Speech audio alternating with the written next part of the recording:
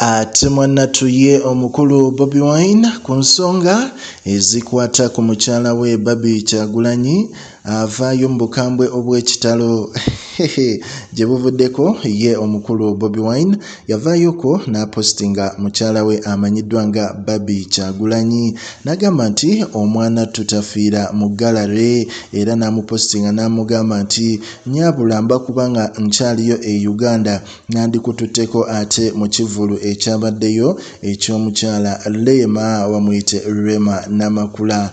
So mu mbeera eyo omukulu omu oba muyite blogger amanyiddwa nga Denis n'avaayo ate n'atandika okweyogeza ebitakwatagana. Denis yavuddeyo naye mu kusaaga n'agamba nti President send money, I'll pick her up, book a ticket and ensure she returns home safe.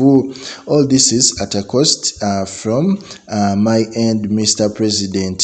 So mu mbeera eyo mukulu Denis mu kumala okwogera ebigambo ebyo Bobi Wine n'avaayo n'agamba Denis gwe nomola ebiiso bikulinga ebya Fefe Busi Music geza wetantale okumanyira mukyala wange.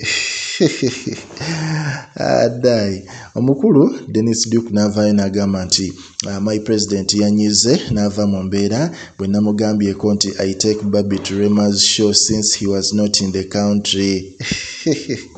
Anyway, just Bobi Wine agezaako okunyumya ne bafaani be n'abantu abasinga omukkiririzaamu bw'atyo bw'atera okukola Pro Gen Media.